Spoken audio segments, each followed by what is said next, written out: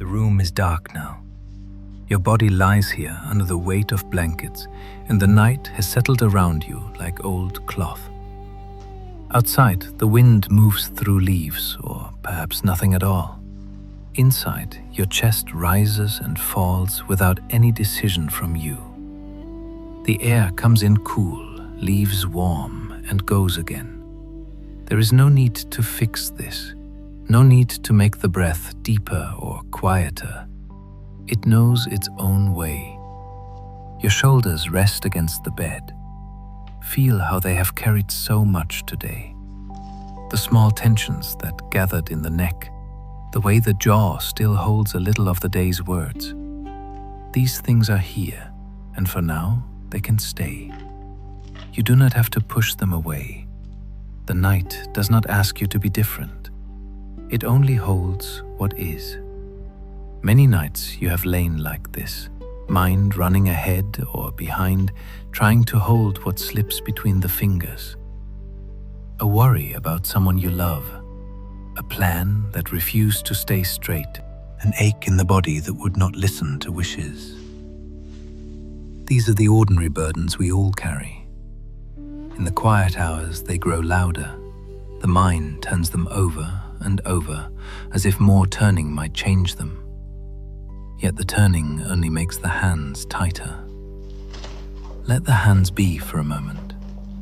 They rest wherever they are, perhaps at your sides, perhaps folded.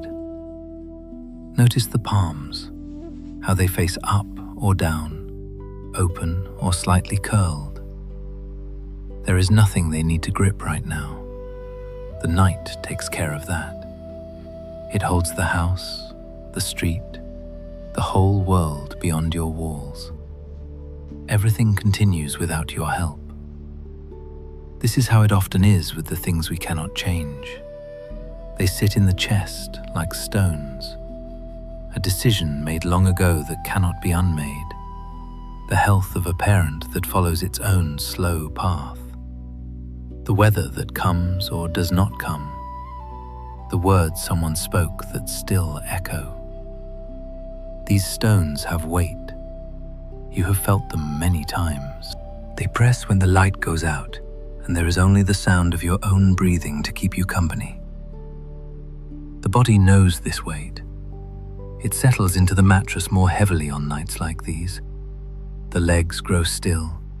The back softens against what supports it. Even the thoughts, though they move, begin to slow when we stop chasing them. Not by force, simply by noticing they are there, like clouds passing a window. You watch them, and they move on their own. There was a time in my own life when I fought every current. I believed strength meant holding the river still. I tightened my whole self around losses and fears until my hands ached from the effort. Sleep would not come then. The mind became a small room with no door. But the night was patient. It waited until the fighting grew too heavy to continue. Then, in the exhaustion, something gave way. Not because I won, but because I could no longer keep the struggle going. You may know something of this. The way the body signals when enough has been carried. A sigh that leaves without permission.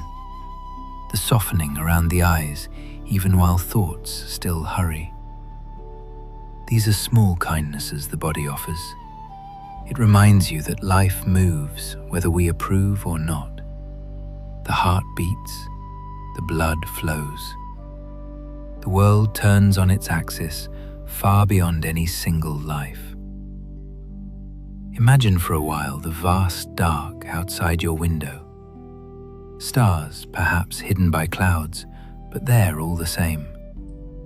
Rivers running to the sea.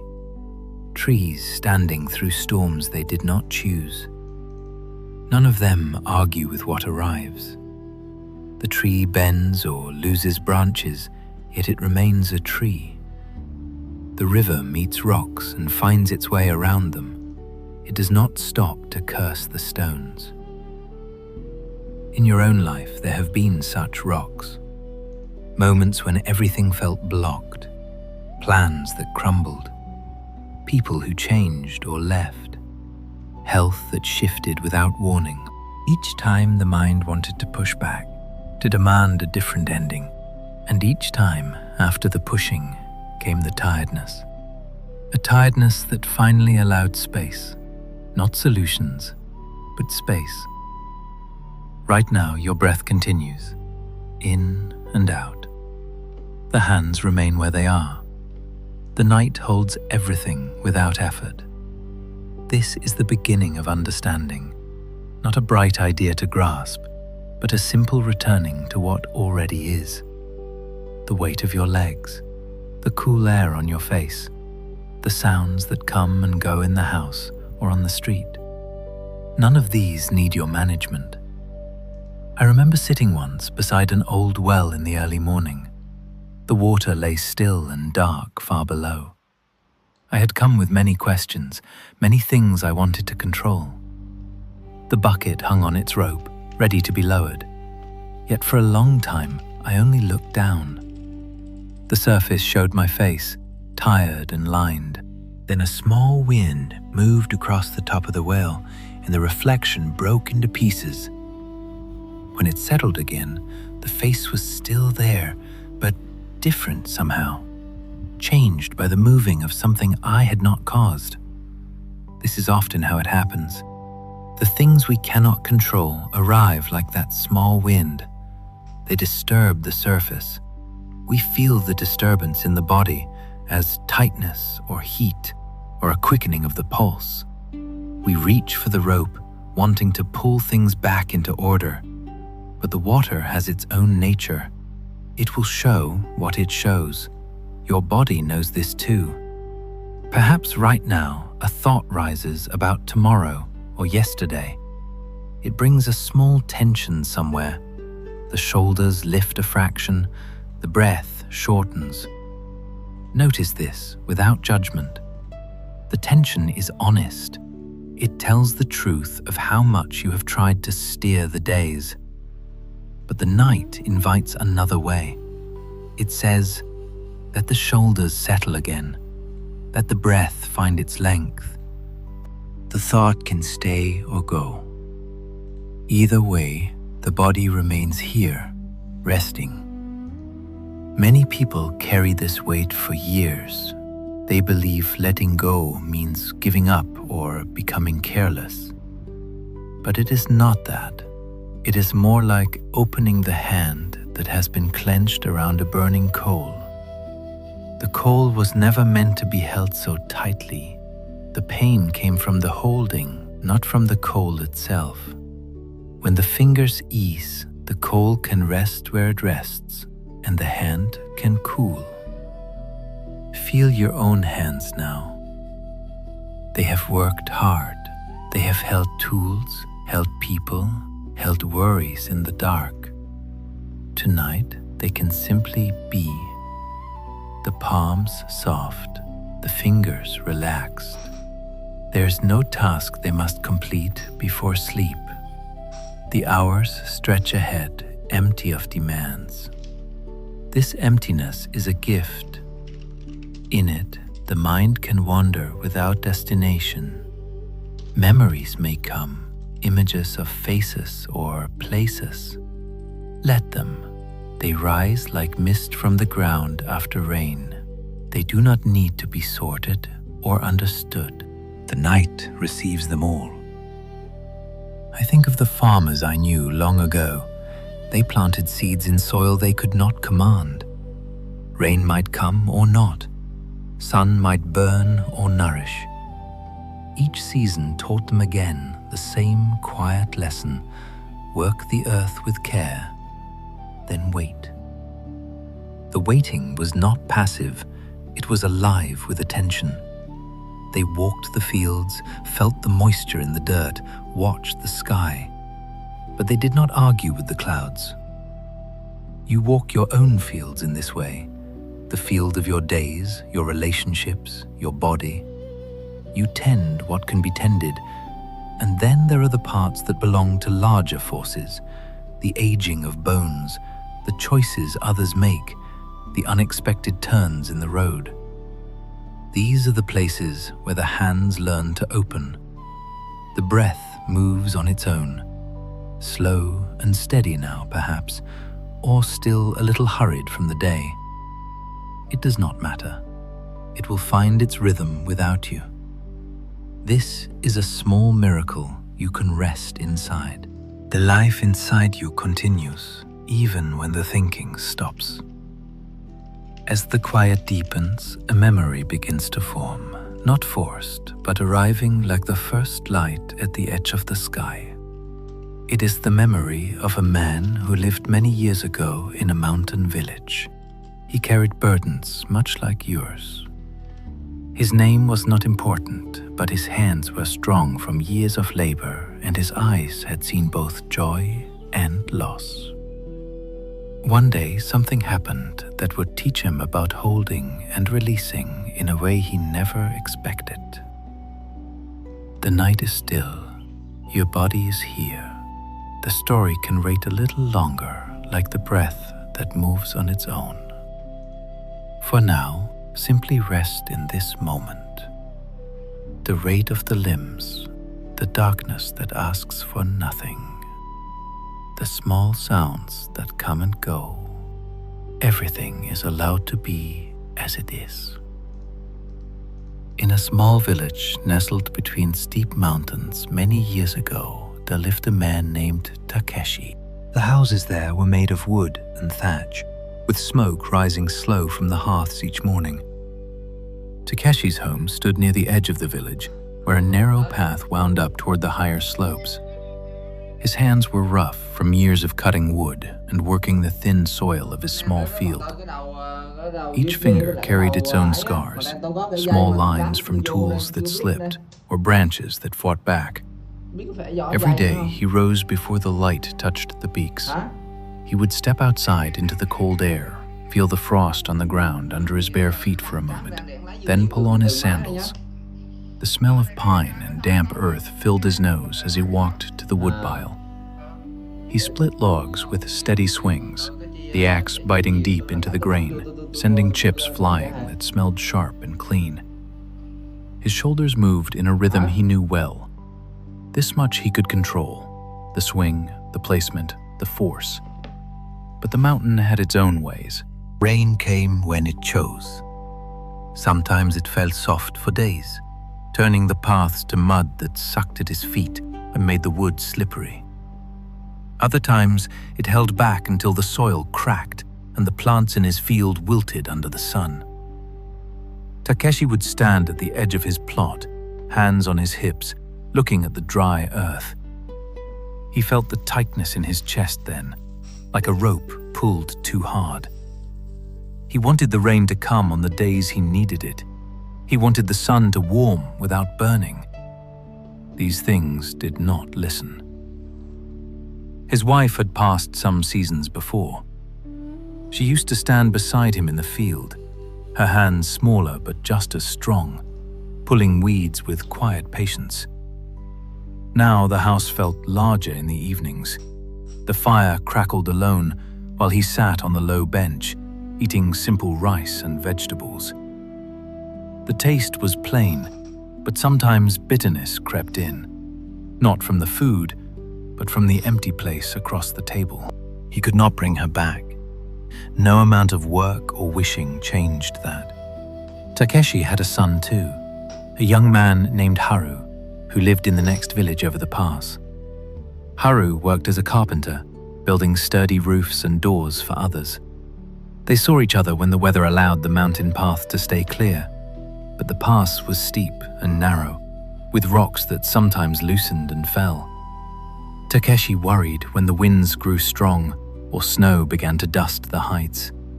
He imagined his son caught in a slide or lost in fog. Each time Haru left after a visit, Takeshi would watch him disappear around the bend, and his hands would clench at his sides without him meaning them to. One autumn, the winds came early. They howled down from the peaks, bending the trees and rattling the thatch on the roofs. Takeshi lay on his mat at night, listening to the sound. It moved through the cracks in the walls like a restless spirit. He pulled the blanket higher, but sleep stayed away. His mind turned to the field, to the trees he had marked for cutting, to the path his son would take next time. All of it felt like things slipping from his grasp. In the morning, the village woke to broken branches scattered on the ground. Takeshi walked among them, picking up what he could use for kindling. The wood felt cold and wet in his palms. He carried armfuls back, stacking them neatly under a shelter. This he could do, order the small things. But when he looked up at the mountain, its slopes dark with clouds, he felt the old tightness return. The mountain did not care about his woodpile or his worries. It stood as it always had, vast and unmoved. He decided that day to climb a little way up the path. Perhaps if he saw the conditions higher up, he could plan better for the coming weeks. The trail was rocky, roots crossing like old veins. His legs worked hard, breath coming steady and visible in the cool air. Leaves had begun to turn, reds and yellows bright against the green. They crunched under his feet, releasing a scent that was both sweet and sad. The smell of things ending their time. Halfway up, he stopped at a clearing where a stream ran fast over stones. The water was loud here, rushing without pause. Takeshi knelt beside it and cupped his hands to drink. The cold bit his fingers, made them ache for a moment before the feeling passed. He sat on a flat rock and watched the current. Leaves and small twigs rode the flow, twisting and turning, sometimes catching on rocks, only to break free again. He wondered how it would feel to be like that water, moving without fighting every stone in the way.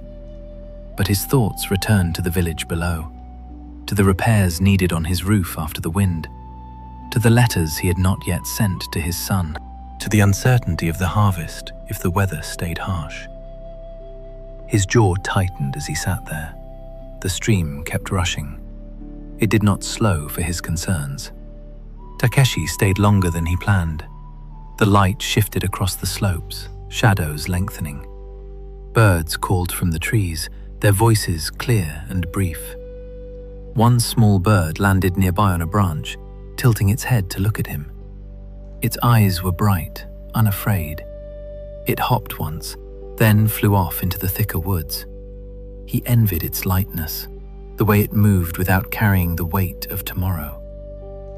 When he finally stood to descend, his knees felt stiff from the sitting.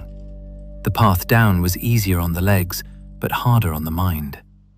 Each step brought him closer to the village and its unfinished tasks. He passed a fallen tree that blocked part of the trail. Its trunk was thick, bark rough and mossy. He could not move it alone. It would take several men and ropes. Another thing outside his single pair of hands. Back at his house, the fire needed building. He struck the flint, watched sparks catch on the dry tinder. Flames grew slowly, licking at the larger pieces. The warmth spread across his face and chest. He sat close, rubbing his hands together.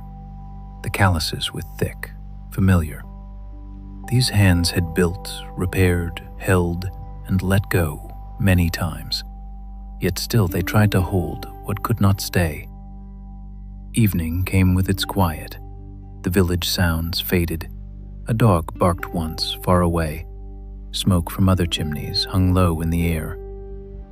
Takeshi ate his meal slowly, chewing each bite with care. The rice was warm, the vegetables soft from boiling. But his mind wandered to Haru. Was the young man safe in his own home? Had the winds reached that village too? There was no way to know until morning, or until a traveler brought news. He stepped outside after eating. The stars were partly hidden by clouds, but a few shone through. The mountain loomed dark against the sky, its presence heavy and silent. Takeshi stood there for a long time, feeling the night air on his skin. It cooled the back of his neck where sweat had gathered during the climb. His shoulders rose and fell with each breath. The breath that moved on its own. Inside again, He lay down on his mat. The blanket felt heavy but comforting. His body settled into the familiar shape of the floor. Yet the mind kept moving. Images of the stream, the fallen tree, the empty place at the table. He turned on his side, then back again. The tightness in his chest would not ease. These were the hours when everything he could not control pressed closest. The health of his son, the yield of his field, the slow turning of the seasons, the finality of loss. Days passed in this way.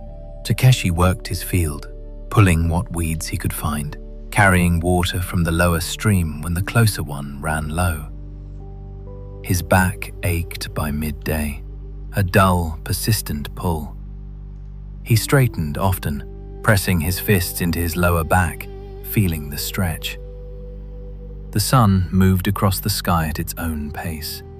Sometimes clouds covered it, bringing shade he had not asked for. Other times it burned hot, making sweat run into his eyes and sting. One afternoon, while resting under a tree at the edge of his land, he noticed an old man from the village walking slowly along the path. The elder's steps were careful, his back bent with years. They exchanged a few words about the weather, about the wood that needed gathering before full winter.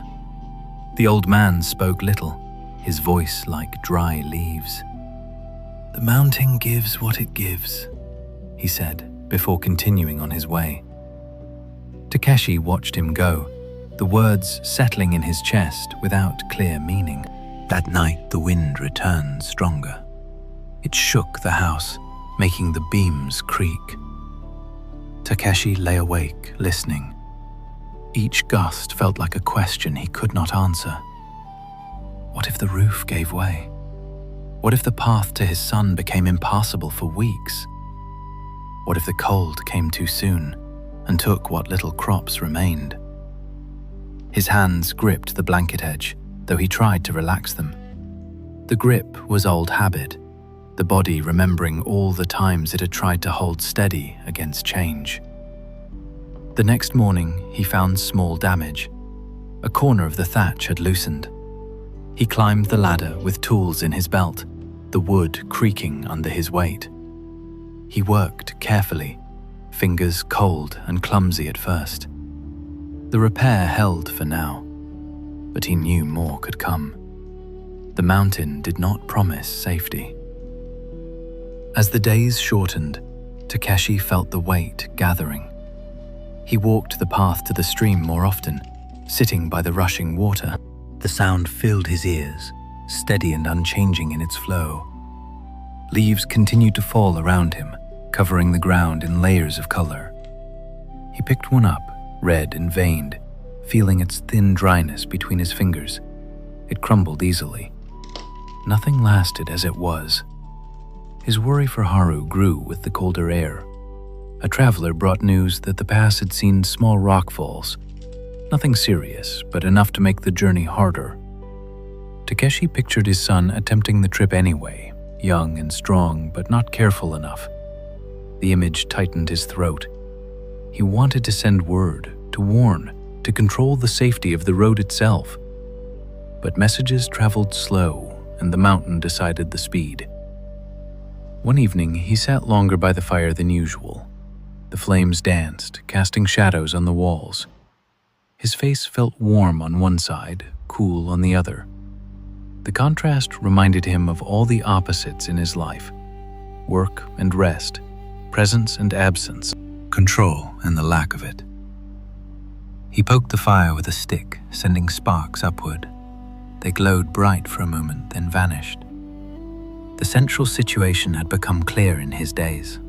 The mountain, the weather, the distance to his son, the memories of his wife, all stood as things beyond the reach of his strong hands and careful plans. He could tend his field, repair his house, walk the paths, but he could not command the rain, the winds, the health of those he loved, or the turning of time itself. This truth sat with him now, heavy as the logs he split each morning. The story of his days continued, unresolved, under the same vast sky. The breath that moves on its own, the night that asks for nothing. The days grew shorter, and the air carried a sharper bite. Takeshi rose each morning to find frost on the ground, thin and white like scattered rice. He rubbed his hands together before picking up the axe, feeling the stiffness in his knuckles from the cold. The swings came slower now, each one sending a jolt up his arms into his shoulders. Wood chips still flew, but his breath puffed out invisible clouds that hung for a moment before disappearing. The pile of split logs grew, yet it never seemed enough for the winter that pressed closer. He walked to his field under a sky heavy with grey. The plants stood bent, some leaves brown at the edges. He knelt and touched the soil, fingers digging in to feel the dryness mixed with recent damp. It crumbled and then clung. He carried water in buckets from the stream, the wood handles rough against his palms, the weight pulling at his back with every step. Back and forth he went, pouring carefully around each plant. Water soaked in, dark circles spreading, but the earth drank it fast and still looked thirsty. His legs ached by the third trip. A dull heat built in his thighs and lower back. He paused often, straightening to look at the mountain slopes where clouds gathered without promise. In the afternoons, the wind returned. It moved through the village with low moans, lifting dust from the paths and rattling the loose thatch. Takeshi climbed his ladder again to check the roof. His fingers, cold and less steady, worked at the bindings. One gust nearly took his balance. He gripped the beam tighter, heart beating quick in his chest. The pulse was loud in his ears for several moments after. Down below, the fallen tree still lay across the upper path. He had tried once to shift it with a lever made from another branch, but it only rocked slightly before settling heavier. His shoulders burned from the effort, and he left it there, a dark reminder across the way. News from the pass came seldom. A woodcutter passing through said the rocks had blocked part of the trail higher up. Haru might be waiting on the other side, or perhaps trying to clear what he could. Takeshi pictured his son's hands, younger and smoother, working at the stones. The image brought a tightness to his throat. He swallowed against it and continued his own tasks. There was no way to send help quickly. The mountain kept its distance. Evenings, he sat by the fire longer. The flames gave off a steady warmth that reached his face and chest, but left his back cool where shadows gathered. He ate slowly, the rice warm in his mouth, but each swallow felt heavier. The empty space across from him seemed larger in the flickering light. Memories of his wife came without invitation. Her hands sorting vegetables, the small smile she gave when the work was done. He felt the absence in his own hands, how they rested empty on his knees. The fingers curled slightly on their own, then relaxed when he noticed. One night, the snow began, soft at first, almost silent against the roof. Takeshi lay on his mat, listening. The flakes made a faint brushing sound, building layer by layer. His body felt the change in the air, a deeper chill seeping through the walls. He pulled the blanket closer around his shoulders, but the cold touched his feet and the tip of his nose. Sleep came in short stretches. He woke often, mind turning to the field covered in white, to the path buried, to Haru perhaps trapped by the same snow. The chest felt full, not with air, but with unasked questions. He turned onto his side, knees drawn up, and tried to let the breathing slow. It moved on its own, though shallow. Morning showed the village transformed. Everything wore a thin, white coat. The trees stood quiet under their new weight. Takeshi stepped outside, the snow crunching under his sandals. Cold seeped through the soles quickly. He walked to the field, each step leaving clear prints. The plants were hidden now, small mounds marking where they lay. He brushed snow from a few with his hands, feeling the wet chill numb his fingers. The soil underneath was freezing hard. There was nothing more he could do but wait for the melt. His arms hung at his sides, heavy. He climbed partway up the path again, testing the snow. It clung to his legs, making each lift an effort. The fallen tree was now a long, white shape, harder to see against the ground. He stopped at the stream. The water still ran, but slower, edges forming thin ice that cracked when he broke a piece off. The cold bit his skin sharply. He held the ice in his palm until it melted, water dripping between his fingers. The stream rushed on, unchanged by the snow above it. Takeshi sat on the same flat rock, knees drawn close, arms wrapped around them. The cold from the stones seeped into his bones. He stayed until the light began to fade, watching the water, the falling flakes, the unmoving mountain. Days blended. Snow fell and stopped, melted a little, then froze again. Takeshi cleared paths around his house, shovel scraping against hidden rocks. His back protested with sharp poles. He rubbed it often, pressing thumbs into the tight places. The work kept his hands busy, but left his mind free to wander. He thought of Haru's last visit, the way the young man laughed at an old story, head tilted back. The sound echoed in memory. Now the pass might be closed for weeks. No word could cross easily. The uncertainty sat in his stomach like a stone, heavy and cold. He visited the old man from the village one gray afternoon. The elder's house was small and smoky inside.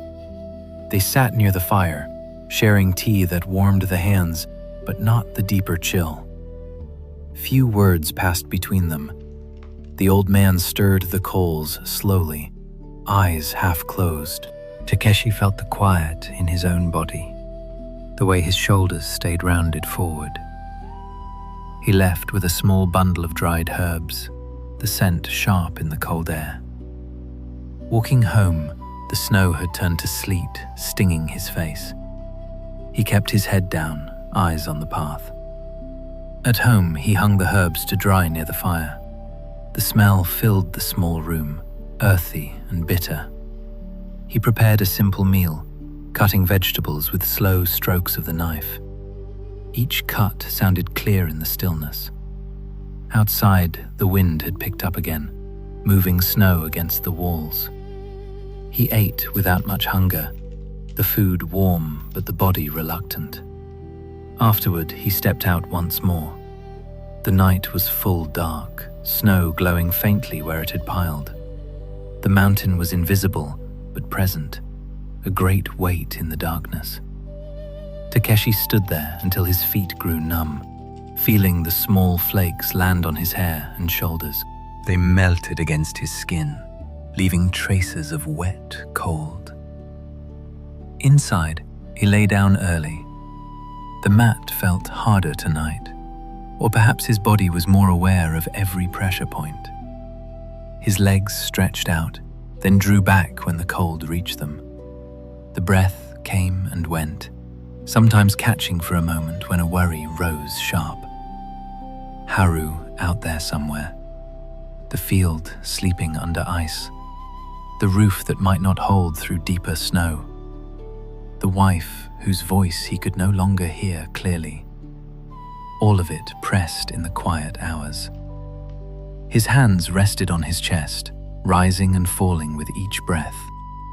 They felt empty and full at once. Time passed slowly in the following weeks. He mended tools by the fire, the metal cold at first, then warming in his grip. He swept snow from the doorway each morning, the broom leaving dark streaks on the white. His body grew used to the extra weight of winter clothes, the layers rubbing at his neck and wrists. Small sores formed where the fabric chafed, but he paid them little mind. The stream became partly frozen, its voice quieter. He broke ice each day to fetch water, the axe striking with dull thuds that echoed off the banks. The water was so cold it made his teeth ache when he drank. One clear morning, the sun broke through. Light sparkled on the snow, almost too bright for his eyes. Takeshi walked the field again, feeling a cautious lift in his chest. Some plants might survive if the melt came gentle. But by afternoon, clouds returned and new snow began to fall. The hope faded as quickly as it arrived, leaving a hollow place. He felt it in his shoulders, a dropping, a settling deeper into the bones. He continued working, splitting more wood, the rhythm steady, but the heart not in it. The central difficulty had wrapped fully around him now. The mountain, the weather, the distance, the losses, all formed a circle he walked inside. His strong hands could mend, carry, dig and build, yet they could not open the pass, warn the soil on command, or call back what time had taken. He sat by the stream again as dusk approached, the water black and slow under ice and snow. His body was tired, legs heavy, back curved. The cold had settled into him, and the uncertainties had become the very air he breathed. He was deep inside it, surrounded, with no clear way through yet. The night would come again soon, asking nothing, holding everything as it was. The breath that moves on its own. Still here, still breathing. The winter held the village for many more weeks. Takeshi continued his quiet work. He split wood until his arms felt heavy as the logs themselves. He cleared snow from around the house each morning, the shovel scraping against ice with a sound that carried far in the still air. His hands grew red and cracked from the cold and wet. He rubbed them with a little oil from a small jar, feeling the sting ease into a dull warmth. The field lay silent under its white cover. He visited it less often now, only to brush snow from a few spots and see if anything stirred beneath. One afternoon, the sky cleared for a long stretch. Sunlight reached the slopes and made the snow sparkle. Takeshi walked the path toward the stream. His steps were slower, the snow deeper in places. He reached the flat rock and sat. The ice on the stream had thinned in spots. Water moved underneath with a low murmur. He watched a single leaf, brown and curled, catch on an edge of ice, then break free and float away. It turned slowly in the current. Takeshi followed it with his eyes until it disappeared around a bend. His shoulders lowered a little. The tightness in his chest eased, not all at once, but like frost melting in patches. He stayed until the light began to soften. On the way back, he passed the fallen tree. It had shifted slightly in the snow. He did not try to move it. Instead, he rested a hand on the rough bark for a moment, feeling its cold stillness. Then he continued down. At home, he built the fire higher than usual. The flames rose steady and warm. He sat close, letting the heat reach his face and hands. For the first time in many days, the meal tasted simpler, less heavy. He chewed slowly, noticing the warmth in his mouth, the way the rice filled him without demand. That night, the snow stopped completely. The quiet outside was deeper. Takeshi lay on his mat and listened. No wind, only the soft settling of the world. His body felt the change. The legs stretched out longer. The back softened against the floor. His hands rested open at his sides. The breath came fuller, moving on its own.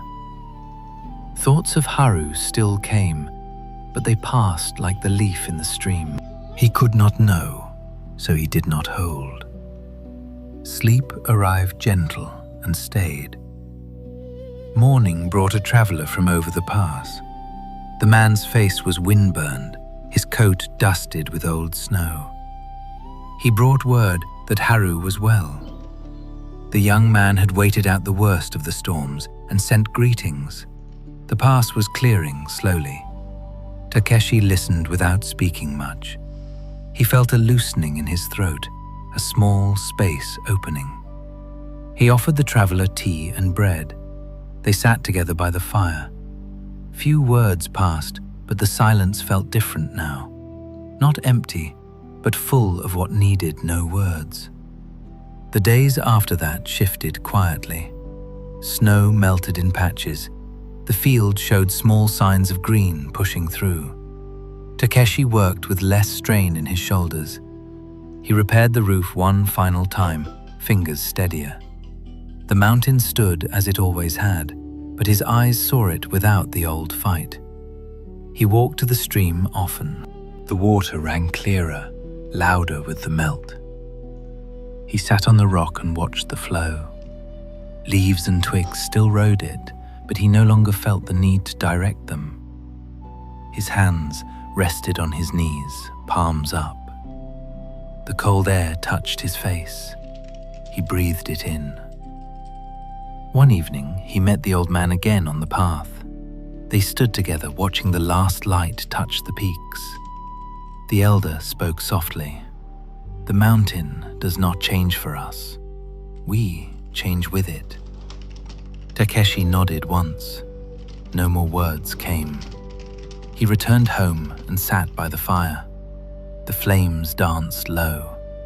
His wife's memory came, gentle this time, like a hand on his shoulder. He let it stay. The empty place at the table felt less sharp. Life had moved, and he had moved with it. Not by force, but by staying close to what was. The winter ended its hold. Spring arrived in small steps. Buds on trees, soft ground underfoot, birds returning with their calls. Takeshi worked the field with open hands. He planted seeds, covered them with care, then left the rest to sky and soil. His son visited when the path cleared fully. They embraced without many words. Haru's face showed the marks of winter, but his eyes were bright. They shared a meal, the table no longer empty. Takeshi felt the weight he had carried lift, not gone, but resting lighter. The things he could not control had moved on their own. The rain, the snow, the distance, the losses. He had learned to sit beside them, like the stream beside its rocks. The story ends here, not with triumph, but with a quiet returning. Takeshi continued his days. The axe still swung, the hands still worked. But something in the chest had softened. He walked the mountain paths with eyes that saw more of what was there. The breath that moves on its own, the night that asks for nothing. Perhaps you know something of this feeling. You lie here now, the body resting, and some weight presses in the chest or shoulders. A worry about someone far away. A change in health that will not listen. Plans that slipped away despite all the holding. These things sit with you in the dark. Your hands may tighten without meaning to. The jaw carries a little clench. The breath shortens when the mind turns the same thoughts again. Yet here in this moment, the body offers its own teaching. Feel the weight of your legs against the bed. They rest fully. They do not need to carry you anywhere tonight. The shoulders settle into what supports them. The hands, wherever they are, can open a fraction. No task waits for them now. The night holds the world outside your walls. It asks nothing from you, not solutions, not strength, not understanding. Only this presence. You have carried much. The mind wants to fix what cannot be fixed. It reaches for control like Takeshi reached for the weather or the path. The body feels the cost. Tightness here, heaviness there, a small ache that grows in the quiet hours. But when the holding eases even a little, space appears. Not empty space, but space where life can move as it will. The breath finds its own length. The thoughts drift like leaves on water. You watch them without needing to steer. Perhaps you know this feeling in your own days. The news that arrives unwanted, the body that changes without permission, the people you love following paths you cannot walk with them. These are the rocks in the stream. You can push against them until the arms tire, or you can sit on the bank and let the water find its way. The water does not fight. It shapes itself around what is there. Over time, the rocks wear smoother, not by force, but by the steady flow. Your hands know this already. They have held tightly many times. A relationship ending, a plan falling apart, an old grief returning at night. Each time the grip brought its own pain. But there were moments when the fingers eased. Sleep came. A small kindness appeared. The world continued, and you continued with it. Not because everything became easy, but because the holding stopped long enough for breath to return. Right now the room is dark. Your chest rises and falls. Notice how the air moves without your direction. Cool on the way in, warmer on the way out. The body knows how to rest even when the mind does not. Let the forehead soften. Let the jaw loosen. The night receives all of it. The worries, the questions, the small griefs. It does not judge them. It simply holds. You may feel the weight still. That is honest. The body carries what it carries. But notice the places that are already resting. The feet, perhaps heavy and still. The arms along your sides. These parts have let go for now. They show the way. You do not need to force the rest of you to follow. A little at a time is enough. One breath where the chest softens. One moment where the hands stay open. The story of Takeshi is not so different from yours. The mountain stands in your life too. It may be illness, distance, time itself. You tend what you can, the small field of your days, the repairs to what breaks. Then you sit beside the stream of what you cannot change. The water moves, you breathe. The hands that finally opened. What would it be like to rest here a little longer without needing the answer? The night holds everything. Still here, still breathing. The body lies here in the dark. Your legs rest heavy. Your back meets the bed with its full weight. The breath moves in its own time, slow now, perhaps a little deeper than before. Nothing needs fixing. This is a good place to stay for a while. The night surrounds you gently. It holds the room, the house, everything beyond. You do not need to carry what comes next, not tonight. Letting go of what you cannot control begins in small places. It begins with the shoulders that have risen without you noticing. They carry the weight of days. A word spoken that cannot be taken back. A health concern that follows its own path. The choices of someone you love. These things press in the chest like stones gathered from a river. You feel them when the house grows quiet. The mind turns them over, searching for a way to set them right. But the stones stay stones. The turning only makes the hands tighter. Notice your hands now. They rest wherever they are. The fingers may be curled a little, the palms face up or down. There is no work for them here, no need to grip tomorrow or yesterday. When the grip loosens, even a fraction, the arms feel lighter. The blood flows easier. The body remembers it does not have to hold the whole world. Only this moment. only this breath that moves on its own. In ordinary days, this pattern repeats. You wake and tend what can be tended, the meal prepared, the work done with care, the kind word offered. These are the seeds you plant. Then the weather of life arrives, rain that floods the small field, sun that withers what you hope to grow. You stand at the edge and feel the heat rise in the face. The jaw tightens, the stomach knots. The body says, I want this different. But the sky does not listen. The sky moves as it moves.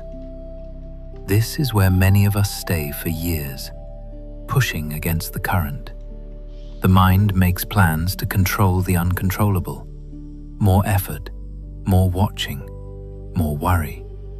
The chest grows heavy. Sleep becomes thin.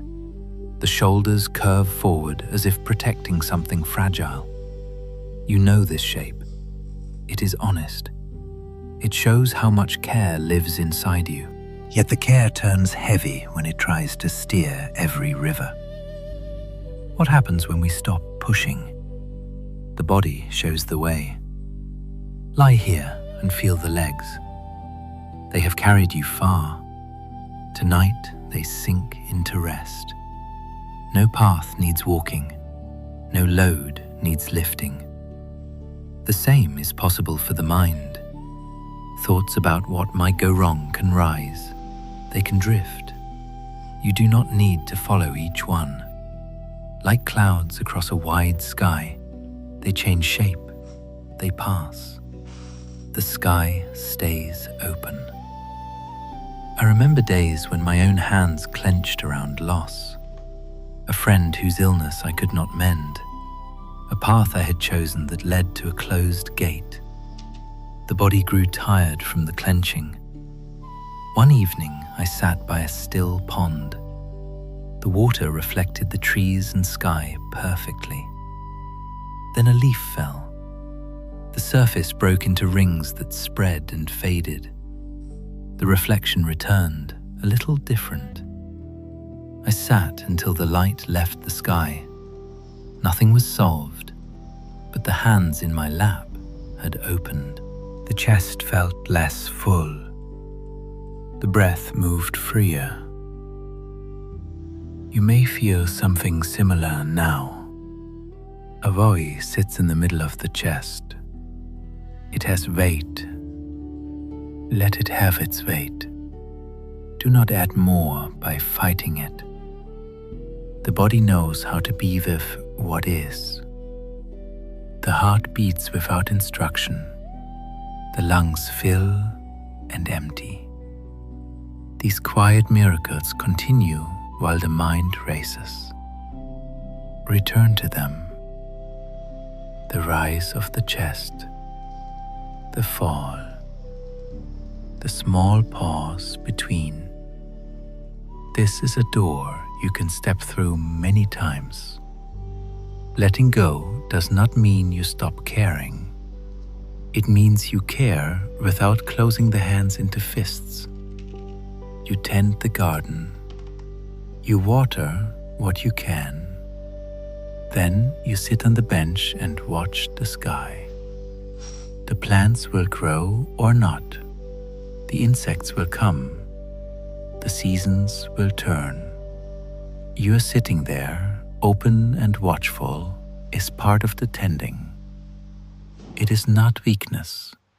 It is the strength of a tree that bends in wind instead of breaking. In the quiet of night, this truth feels closer. The house makes its small sounds. A creak in the wood, the distant call of something outside. Your body rests between these sounds. The forehead can soften. The space around the eyes ease. The tongue rests gently in the mouth. These small softenings spread. The neck releases its hold. The back lengthens a little against the bed. You do not make them happen. You allow them. the night allows them. Many times we resist because we fear what will happen if we let go.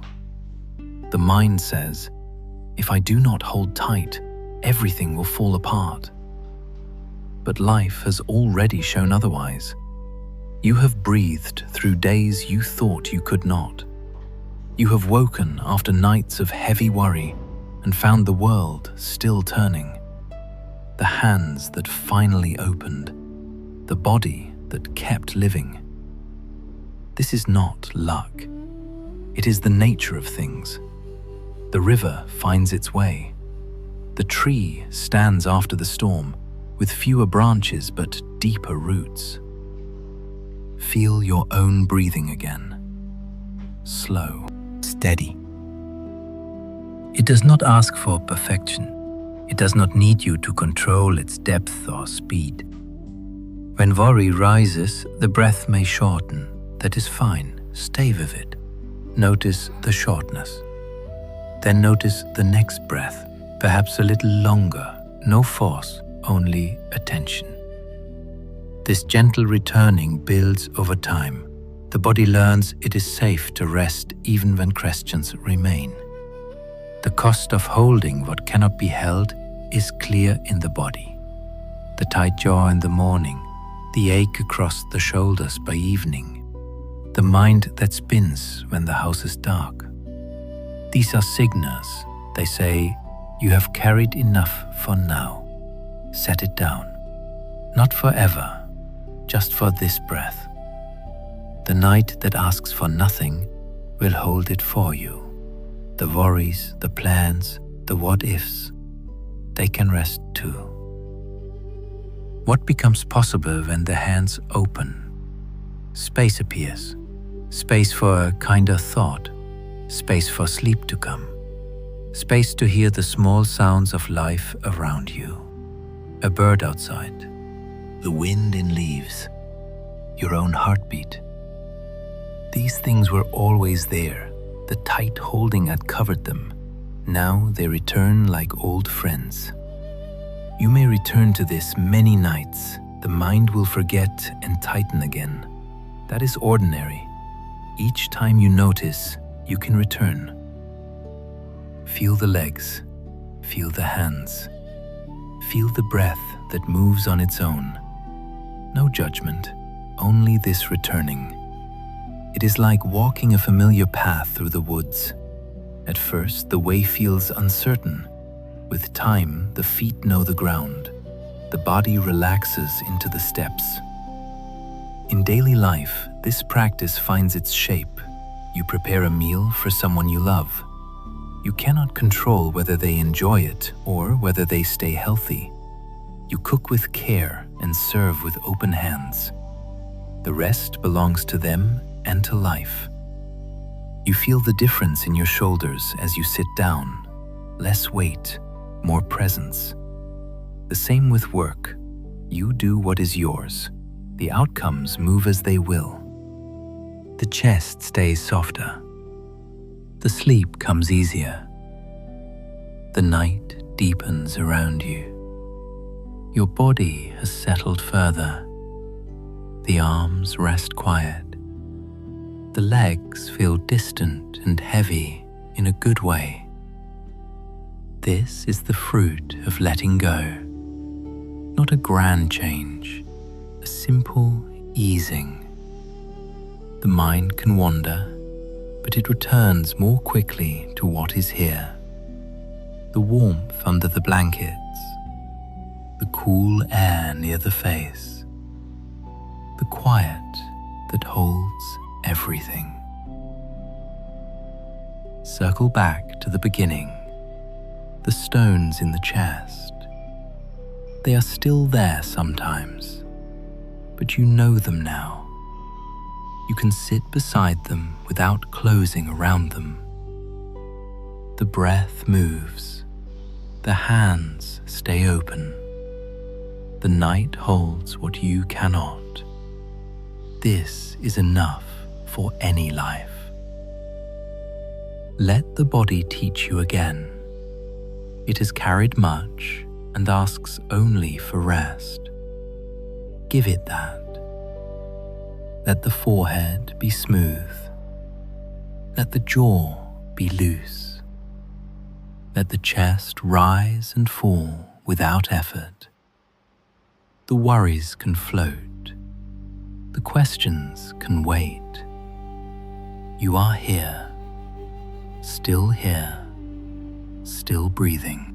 One simple truth remains. The breath that moves on its own knows the way. Far to the south, in a land of wide rivers and dusty plains, lived a fisherman named Ravi. His village sat along the bank of a great river that flowed slow and brown most of the year. The houses were made of mud bricks baked hard by the sun. Their walls held the heat of the day and released it slowly at night. Smoke from cooking fires rose straight up in the still air before drifting toward the water. The smell of fish and wet earth mixed with the faint sweetness of jasmine that grew wild near the paths. Ravi was neither young nor old. His skin had darkened from years under the sun. His hands were wide with thick fingers, the palms lined from pulling nets and handling rough ropes. Each morning, before the light fully touched the river, he walked down the narrow path from his house. The ground felt warm already under his bare feet. Dust rose in small clouds with every step. He carried his net rolled over one shoulder, the fibers coarse against his neck. The river stretched wide before him, its surface reflecting the pale sky. Birds called from the reeds, sharp and clear. He pushed his small wooden boat into the water. The wood scraped against the muddy bank with a low sound. He climbed in, feeling the boat rock gently under his weight. The oars were smooth from long use. He rowed out a short distance, the blades dipping quietly. The river smelled of silt and growing things. Sometimes fish jumped nearby, breaking the surface with a splash that sent rings outward. Ravi watched for those signs. He cast his net in wide arcs, the weights pulling it down into the dark water. Then he waited, sitting still on the narrow seat, feeling the current tug softly at the boat. The village woke behind him. Voices carried across the water.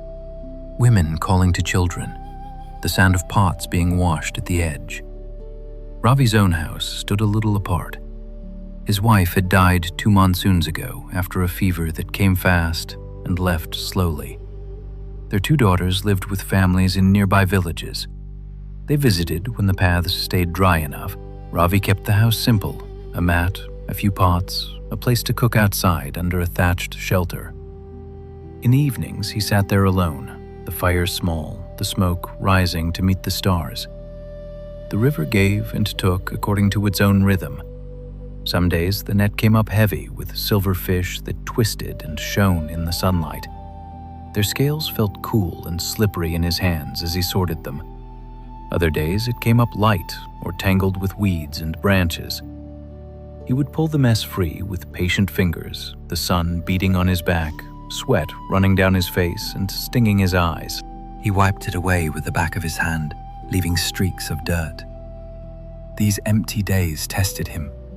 The mind wanted to blame the water, the weather, the fish that refused to come. His jaw would set tight. The shoulders would rise as he rowed harder on the return. This season, the river had been strange. Rains upstream had made the current stronger than usual. The water carried more silt, clouding it so that even the fish seemed harder to find. Ravi went out earlier and stayed longer. His arms ached from the rowing. The muscles burned after hours of casting and pulling. At midday, he would tie the boat to a post near a bend where trees offered shade. He ate a little rice wrapped in leaves, the taste plain and dry in his mouth.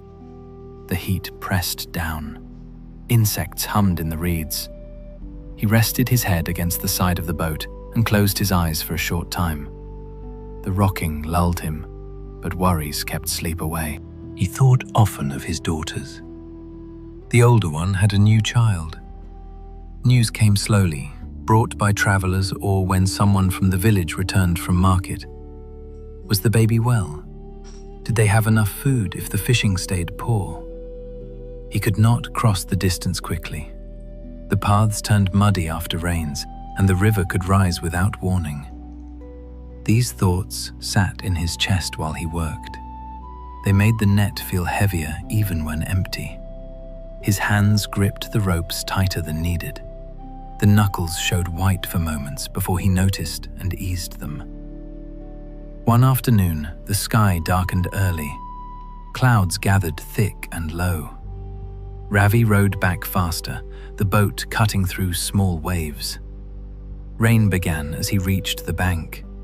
Heavy drops hit the water around him, each one making its own small sound.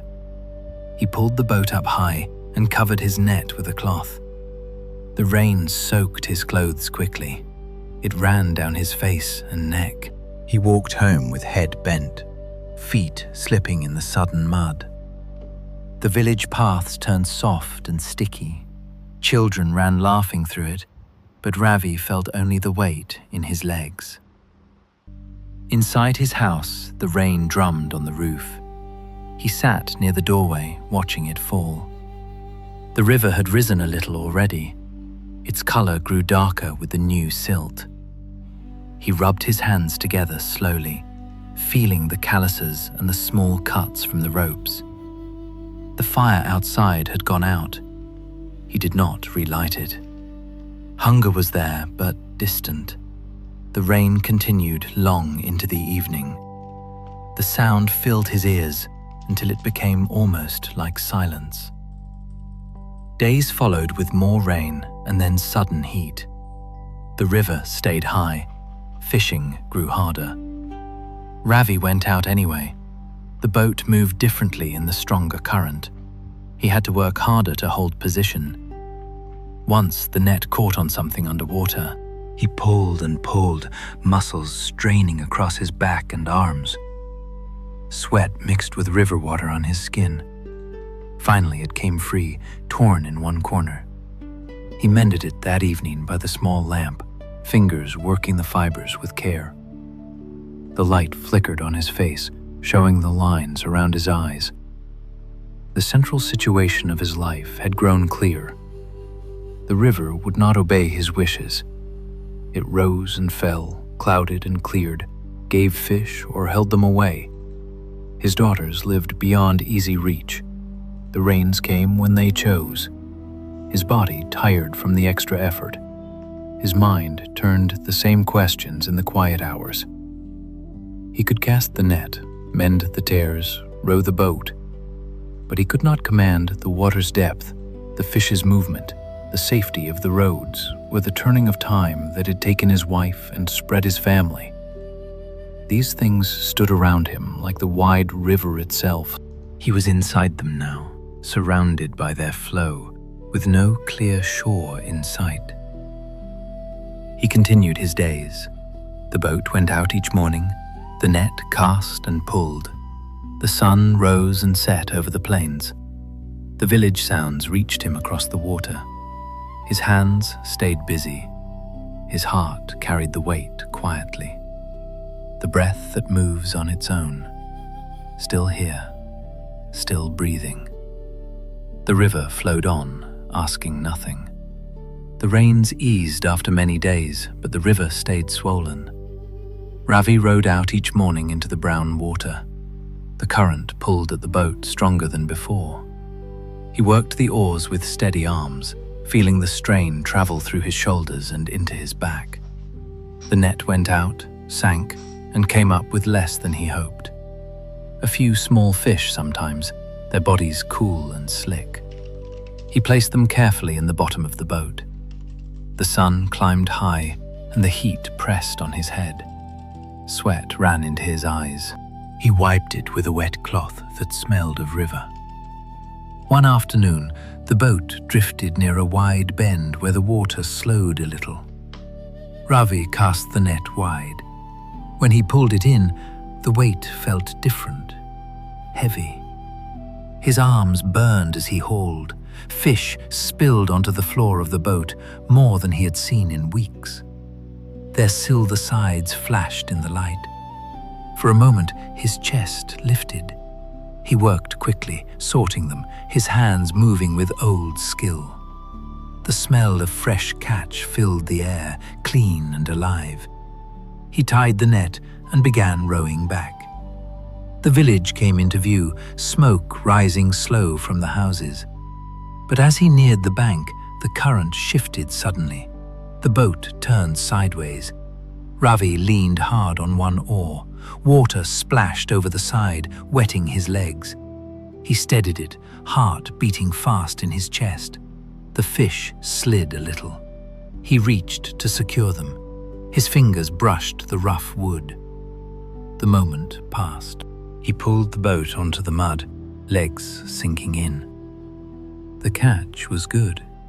He carried it up the path in baskets, the weight balanced on his shoulders. Villagers nodded as he passed. A child ran close to look. Ravi felt the small warmth of their eyes, but said little. That evening, he sat outside his house. The fire burned low under the fish he cooked. The meat was tender, flakes falling apart easily. He ate slowly, tasting the river in every bite. The sky turned deep orange, then faded to stars. His daughters came to mind again, the older one with her child. He wondered if they had enough. The paths were still soft, travel remained uncertain. Yet tonight, the worry sat lighter in his body. It was there, but it did not tighten his hands around the bowl. He set the bowl down and rested his palms on his knees. The night air cooled his skin. The river sounded steady in the distance, a low, constant voice. Days passed with mixed catches, some good, some poor. Ravi mended his net many times. The fibers felt familiar under his fingers. He worked in the shade when he could, sitting on a low stool. His back curved forward, but not with strain. The sun moved across the sky at its own pace. He watched it without hurry. One morning, a traveler stopped at the village. He brought news from the other villages. Ravi's older daughter and her child were well. The younger one sent greetings. The words settled in his chest like cool water after heat. He thanked the man and offered him fish wrapped in leaves. They spoke little more. The traveler continued on his way. Ravi went out on the river again the next dawn. The water had begun to fall back to its usual level. The silt settled.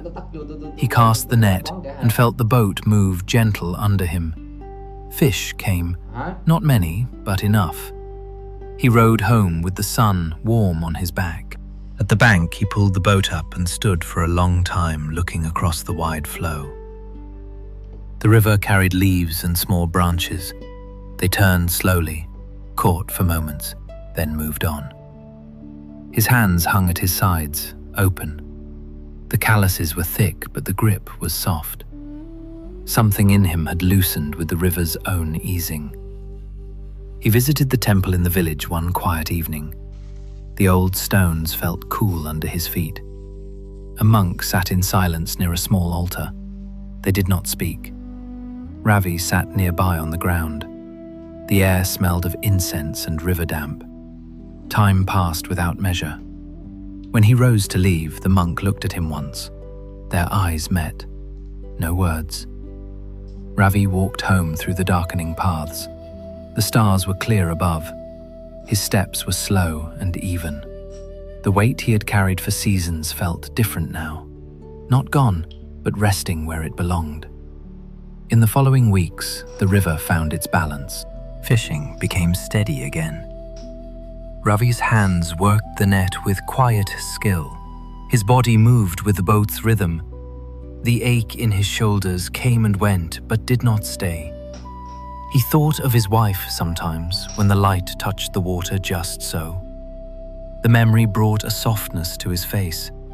He no longer pushed it away. It came and it passed like the current. His daughters visited when the paths dried. They sat together outside his house. The child played in the dust. Laughter came easy. Ravi watched them with open eyes. The distance between visits no longer pulled so hard at his chest. One late afternoon, he rowed to the wide bend again. The water was calm. He did not cast the net. He let the boat drift. The sun lowered, painting the surface gold and orange. A single leaf floated nearby, turning slowly. Ravi watched it until it drifted out of sight. His hands rested on the sides of the boat. The wood was warm from the day. His breath moved with the gentle rocking. The river flowed on, carrying what it carried. He stayed until the colors faded and the first stars appeared. Then he rowed back slow. The village lights flickered small and steady. He pulled the boat up and walked the path home.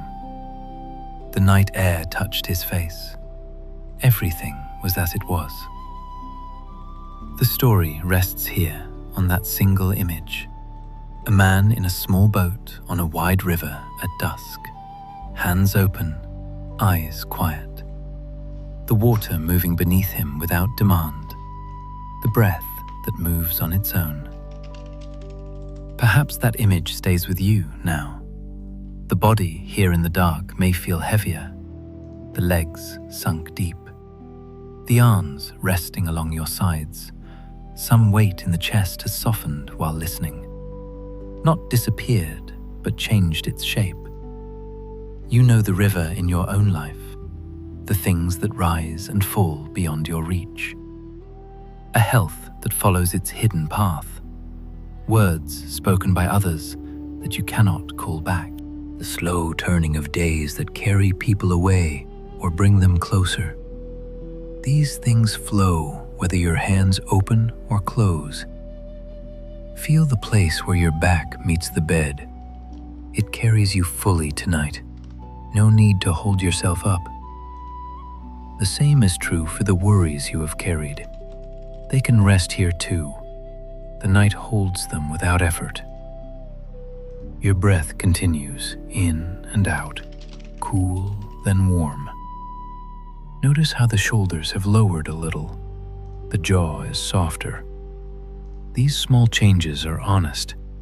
They show the body already knows how to release what is not yours to steer. You do not need to understand everything tonight.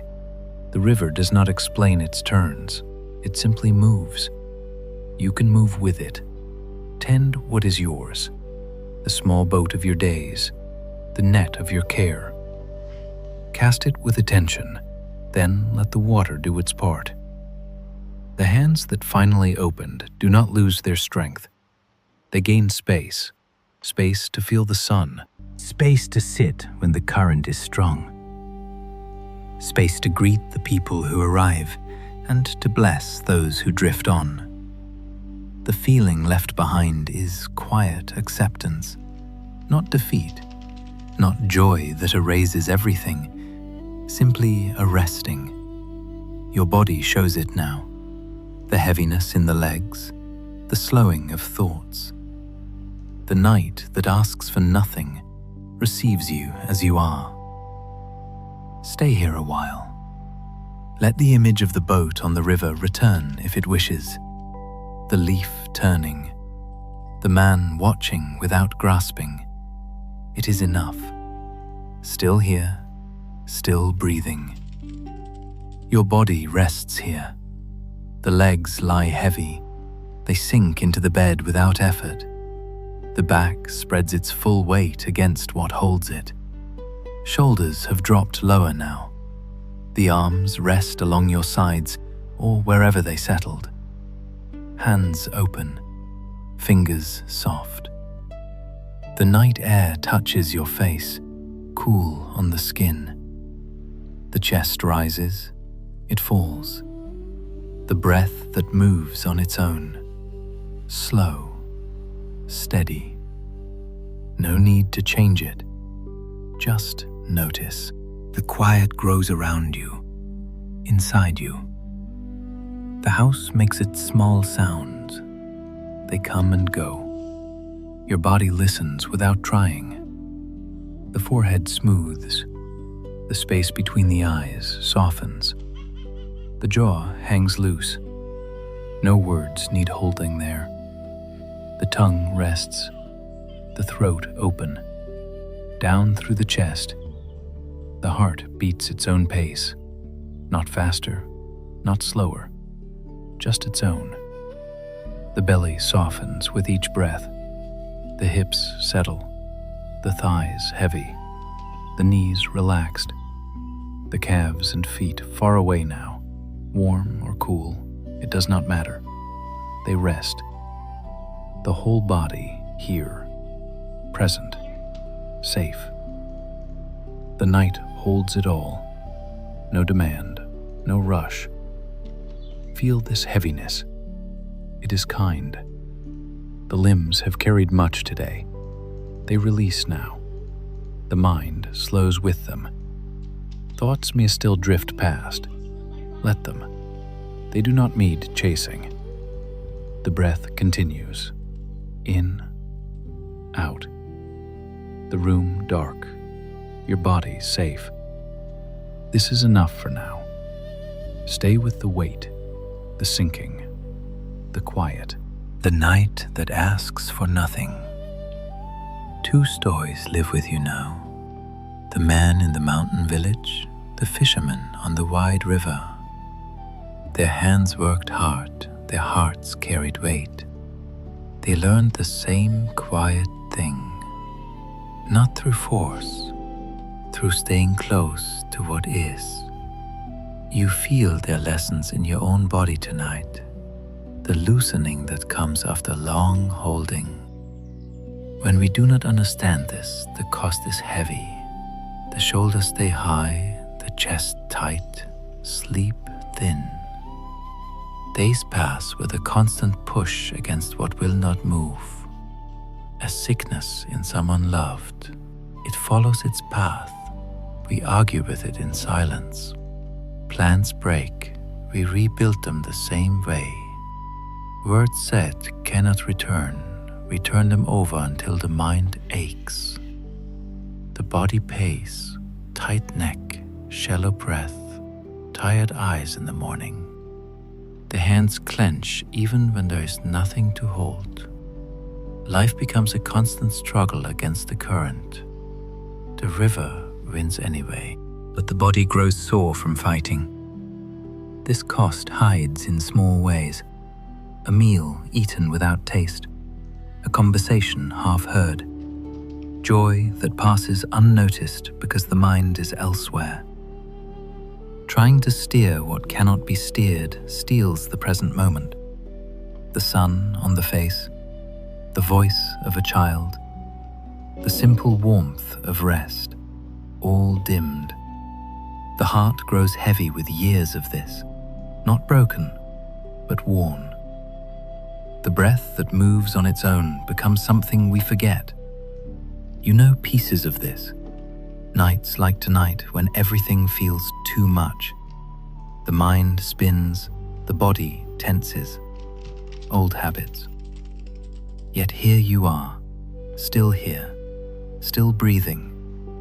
The body has carried you through all of it. It shows mercy even when the mind does not.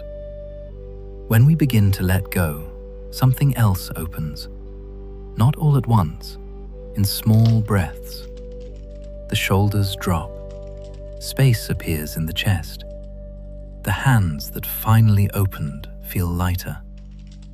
Work continues. Care continues. But without the extra weight. You tend your small field. You cast your net. Then you sit. The rain comes or does not. The fish arrive or stay away. The people you love walk their paths. You watch with quieter eyes. The body rests more fully at night. Sleep comes like a friend. Mornings feel clearer. The heart has room for small joys. A bird call, the taste of plain rice, the presence of another person without needing to fix their troubles. This is more honest. Life stays difficult sometimes. Loss still arrives. Change still comes unwanted. But the fighting lessens, the suffering lightens. Not because the river changes, because you stop arguing with its flow. The mountain stands. You walk beside it. The hands work, then rest open. The breath moves free. Shorter steps now. Notice the body again. Legs heavy. Good. Chest soft. Good. Thoughts slow. Good. No need to solve anything. The night holds the unsolved things. You do not have to carry them alone. What this makes possible is ordinary and deep. A conversation where you listen more than advice. A day where plans shift and you shift with them. A grief that visits and you sit with it like an old guest. No rush to send it away. The body learns this ease. The face softens. The eyes see more. The heart stays open even when it aches. This is not weakness, it is strength that lasts. The tree after many storms, roots deeper, branches fewer, but able to move with wind. You may not feel all of this tonight, that is fine. The understanding comes in its time, like the river finding its level, like snow melting from the mountain. Your part is to rest here, to return to the breath, to let the hands stay open. The night does the rest. Permission rests here for you. Permission to not understand everything. Permission to simply rest. Permission to let tonight be enough. No big change required. No perfect letting go. Just this body, this breath, this moment. The worries can stay or drift. The questions can wait until the morning. You are allowed to be tired, allowed to be uncertain, allowed to do nothing more than lie here. The two stories echo softly. Takeshi by his stream, Ravi on his river. Their hands opened, their bodies rested. Yours can too. A little more now. The forehead smooth, the jaw loose, the chest easy. The night that asks for nothing, still here, still breathing. Let everything settle. The weight, the quiet, the dark. It is enough. In a quiet valley where low hills met a gentle stream, there lived an old monk named Kenzan. His small hut stood at the edge of the monastery garden. The walls were made of weathered wood and the roof curved softly with age. Moss grew along the lower beams. In the early morning light, the garden appeared simple. Rows of vegetables grew in neat beds. A few fruit trees stood with branches spreading wide. Stones, placed here and there, marked paths that wound between them. The air carried the scent of damp earth and green leaves. Kenzan rose with the first light. His body moved slowly. The knees ached a little after years of kneeling at work. He stepped outside barefoot. The ground felt cool under his feet. Dew clung to the blades of grass. It wet his skin gently. He stood for a long time near the hut. The stream nearby made its soft sound. Water over small rocks, constant, unhurried. Birds began their calls in the trees above. one note clear, then another. He listened without naming them. He walked the narrow paths between the beds. His robe brushed the leaves softly. In one hand, he carried a small wooden bucket, in the other, a short tool for weeding. The soil was dark and rich from many seasons of care. He knelt beside the first row. His knees met the earth. The coolness rose through the cloth. He reached with careful fingers and pulled a small weed. The roots came up easily. He shook the dirt from them and placed the weed aside. The leaves of the vegetables felt smooth under his touch. Some were broad, some thin and feathery. He moved along the row. Each plant received its moment. No rush. The sun climbed higher. Light filtered through the branches of the fruit trees. It made patterns on the ground that shifted with the breeze. Kenzan stood and stretched his back. The spine lengthened. A small sound escaped his lips. He carried the bucket to the stream. The water ran clear. He dipped the bucket and let it fill. The sound of pouring filled the air when he tipped it over the beds. Water soaked in dark circles around each plant. He repeated this many times. The weight of the bucket pulled at his arms. He felt it in the shoulders. Then he set it down and rested. A light wind moved through the garden. Leaves rustled. One or two fell from the trees. They drifted down slowly, turning once or twice before landing on the path. Kenzan swept them gently with a broom made of twigs. The bristles whispered against the stone. He gathered them into a small pile near the edge. Later, he would use them for mulch. The smell of the crushed leaves rose sweet and earthy. He breathed it in. His chest expanded. The air moved deep. He worked among the fruit trees next. The bark felt rough under his palm. He touched it lightly, checking for any damage from wind or insects. A few small fruits hung low, green and firm. He left them. They would ripen in their own time. The shade under the trees was cool. He sat there on a flat stone for a while. His hands rested in his lap, palms up, the fingers relaxed. The stream continued its quiet song nearby. Sunlight danced on the moving water. Sparkles appeared and vanished. An old student came along the path later in the morning. The young monk walked with quiet steps. They exchanged no words at first. The student knelt nearby and began weeding another bed. Their movements matched in rhythm, slow, attentive.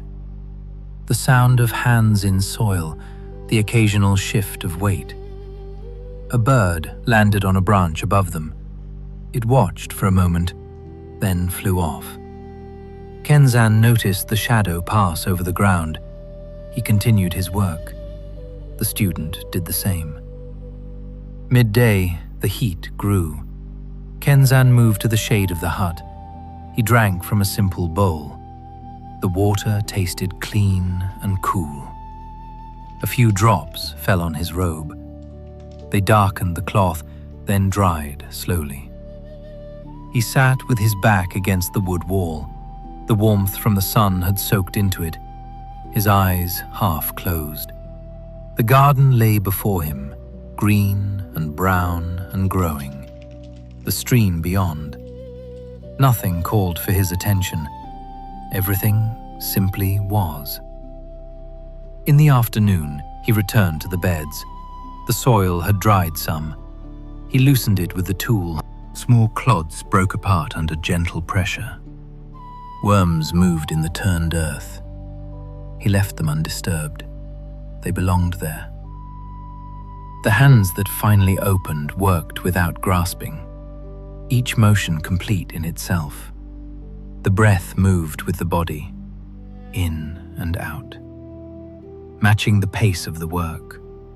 No thought of tomorrow's harvest, only this row, this plant, this moment of sun on the back. The light began to soften as the sun moved lower. Long shadows stretched across the garden.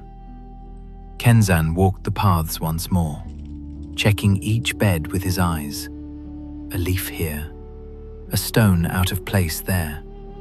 He adjusted them with care. The air cooled. The scent of the earth grew stronger. Birds called again, different notes now, preparing for evening. He carried the tools back to the small shelter beside the hut. They rested in their places, the bucket empty and turned over to dry. He stood by the stream as dusk gathered. The water reflected the changing sky, orange and soft purple. The surface moved slow, ripples from a small fish or the breeze. Kenzan's robe stirred lightly. His hands hung at his sides, the palms open, the fingers slightly curled in their natural way. He watched the water without fixing his gaze. The stream flowed. The garden behind him rested. The hills in the distance grew dark against the sky, everything in its place. He turned back toward the hut. The path felt familiar under his feet. Small stones pressed into the soles. The night air touched his face, cool now, gentle. Inside the hut, he lit a small lamp. The flame flickered once, then steadied. Its light reached the simple mat and the low table. He prepared a plain meal, rice and a few vegetables from the garden. The taste was quiet. He ate slowly, each bite chewed with attention. The warmth spread through his body. The stream's sound reached him through the open door. After the meal, he sat outside again. The stars appeared one by one. The garden lay in darkness, but he knew its shape, the trees, the beds, the paths, all there, breathing with the night. His body settled onto the wooden step, the back straight but not rigid, the shoulders relaxed, the legs folded beneath him. The breath that moves on its own came and went, deeper now, slower. The night held the valley, the stream, the old monk, everything.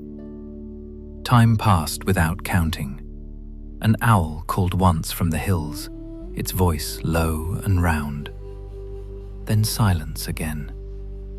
Kenzan's eyes closed for a time. Images from the day arose, the dew on the grass, the water pouring from the bucket, the leaf falling, the student's quiet presence. They came and faded like mist. No need to hold them. The hands that finally opened rested in his lap. The body remained still. The heart beat softly. The night that asks for nothing covered the garden like a blanket. Later, he lay down on the mat inside. The wood floor felt solid beneath him. The blanket thin but enough. His limbs grew heavy. The legs stretched out, the arms at his sides, the forehead smooth, the jaw loose. The chest rose once, fell once. The breath continued. The garden outside continued, the stream continued, all without his doing. Still here, still breathing. The scene remains, the old monk in his valley, the garden tended with open hands, the stream flowing at dusk, the night holding everything in its quiet way. Images linger, the dew, the shadows, the simple meal, the stars above the hills. Nothing more needs to happen. The breath that moves on its own carries the rest into silence. Your forehead rests smooth now, the skin soft, no lines pulling. The space between the eyes open, the eyes themselves heavy behind the lids. They have seen enough for tonight. The cheeks relaxed, the jaw hangs loose, no words held there. The mouth slightly open, the tongue quiet. The throat easy, breath passes without effort. Down into the chest. The chest rises, it falls. The shoulders spread wide against the bed. They have carried much. They set it down now.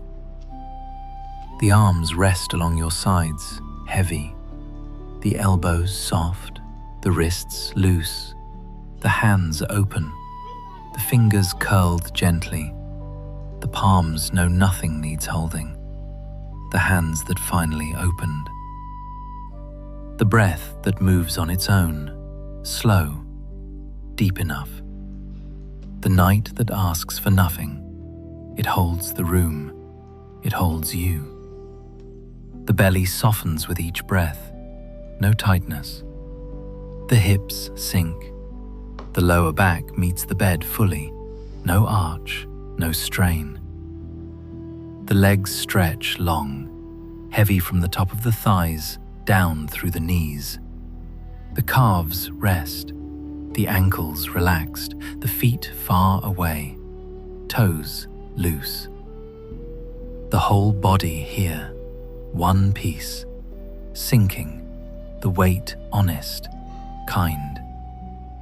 Echoes come without asking. A mountain path covered in snow that melted in its time. A wide river flowing brown, then clear. A garden in a quiet valley, where hands worked the soil and then rested. These images rise. They pass, like leaves on water. No need to follow. The monk by the stream at dusk, the fisherman in his boat watching the current, the man in the mountain village whose shoulders eased when the winter ended. They are here for a moment, then gone. The night receives them. Your body knows. It has listened through all the hours. The forehead smooth again, the jaw loose, the chest easy, shoulders down, hands open. The breath that moves on its own continues. In the dark, the worries sit lighter. They do not press as they did. The questions rest. The small griefs find their place. Not pushed away, not solved, simply allowed. The night that asks for nothing holds them too. Feel the legs once more, heavy, still. The feet quiet. The whole form sinking deeper. The mind quieter. Thoughts shorter. Spaces between them longer. The body teaches without words. Rest. This is enough. The shoulders release another fraction. The chest soft. The breath steady. Still here, still breathing. Images return softly. The fled rock by the mountain stream, the boat rocking on the river at dusk, the dew on garden leaves in first light, a leaf turning in the current, a single weed pulled with care, hands open after long holding. These things arise, they fade. The night holds the arising and the fading. The forehead smooth, eyes heavy, jaw loose, throat open, chest rising and falling, shoulders wide, arms resting, hands open, belly soft, hips settled, legs heavy, feet still, the body whole, the breath that moves on its own, the night that asks for nothing, nothing more to do, no more stories, no more teachings, only this. The weight of the limbs, the dark around you, the quiet inside, the small sounds of the house or the world outside, they come, they go. Your body stays, present, safe. The hands that finally opened rest. The chest softens further. The breath slows. And the night holds everything. Every worry, every question, every small grief, and asks for nothing in return. Only this breath, and this one, and